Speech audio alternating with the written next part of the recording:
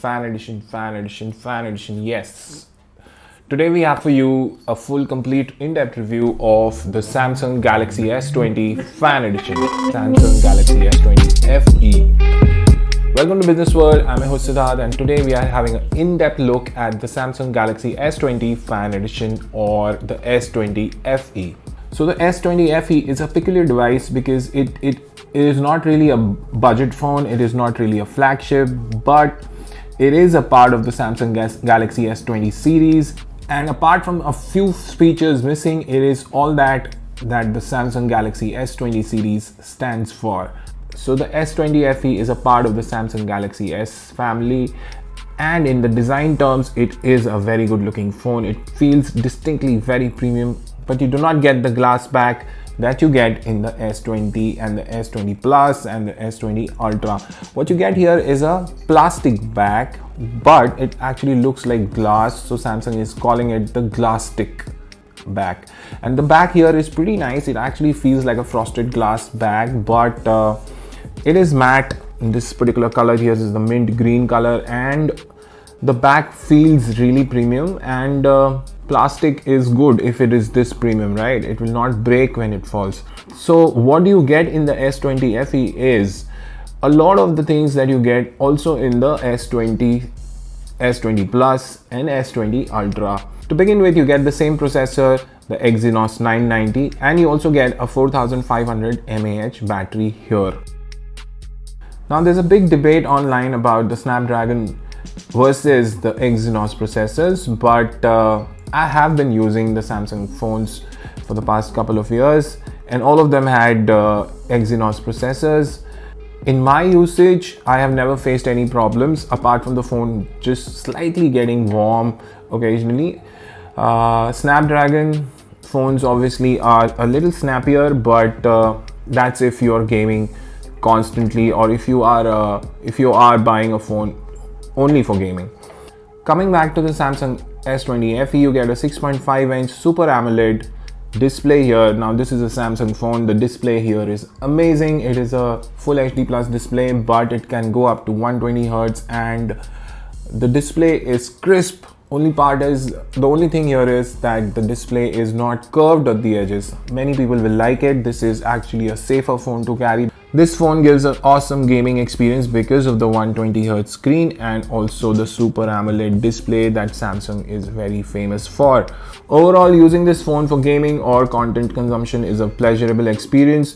The Exynos processor does heat up a little bit if you start gaming for longer periods of time. Obviously, a Snapdragon processor would have been better, but Exynos is not all that bad the way the internet is talking about it.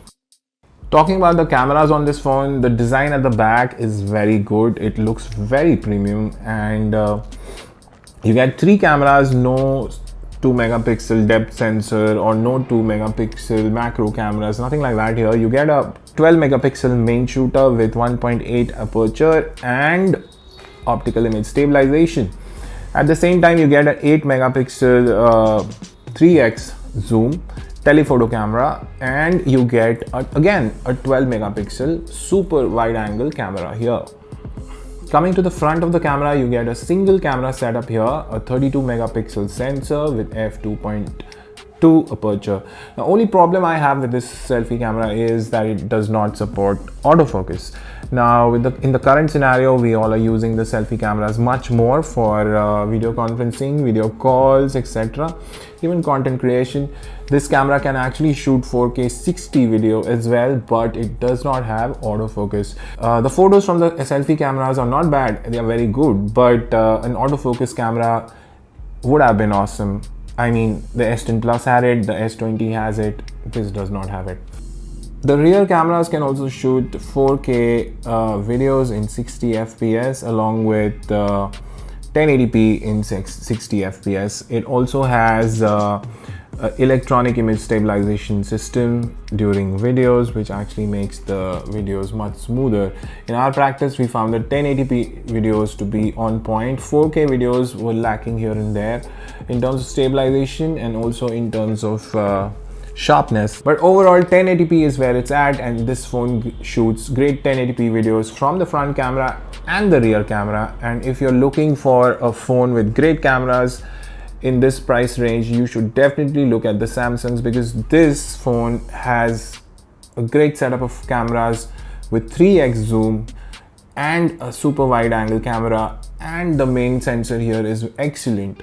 Now I want to talk about the reception quality and the connectivity options available on this phone.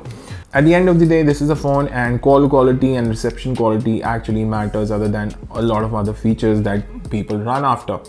So using this phone with a Jio SIM card, I have had no reception issues.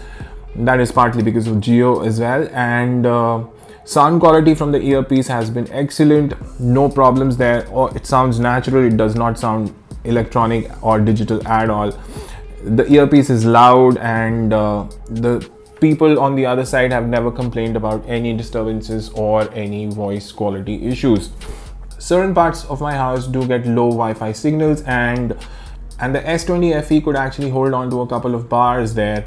I was pretty impressed by the reception quality of this phone as well as the Wi-Fi quality of this phone. At the same time, Bluetooth connection has been seamless, and streaming music over headphones or TWSs has been a seamless experience.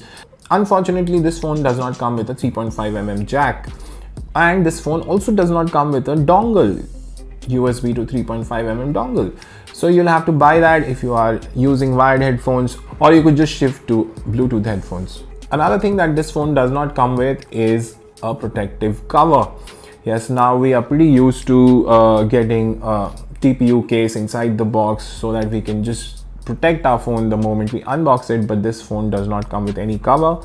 And I would suggest, if you're ordering this phone, do order a TPU case or any other cover, Spigen or anything, right along with this, so that you get the phone and the cover together, and your Galaxy S20 FE is protected right out of the box. Now let's talk about software. The S20 FE comes with Android 10 and One UI 2.5 right out of the box. Now a lot of people in the Android world actually like stock Android experiences, but my experience has been really good with the S10 Plus and the S20 FE and a bunch of other Samsung devices with One UI. Talking about the battery life of this phone, now this phone comes with a 4500 mAh battery. At the same time, it also gets a 6.5-inch Full HD AMOLED display.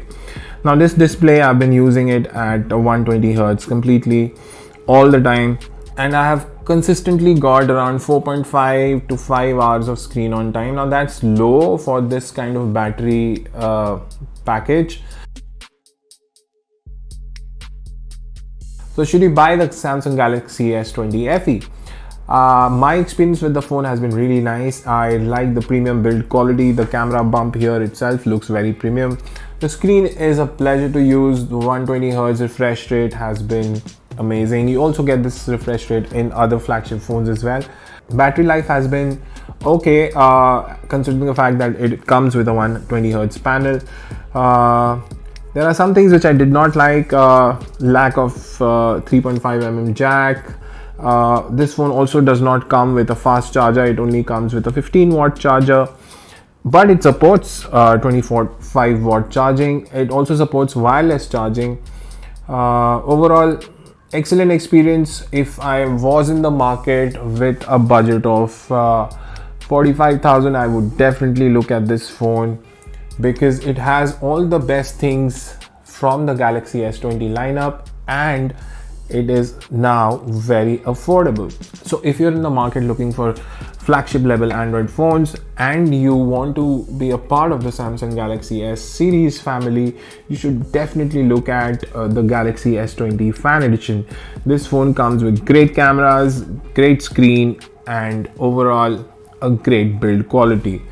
Of course, you also get the Samsung One UI software and the Samsung Knox security, which this phone comes with. So the Samsung Galaxy S20 FE gets a big thumbs up from us.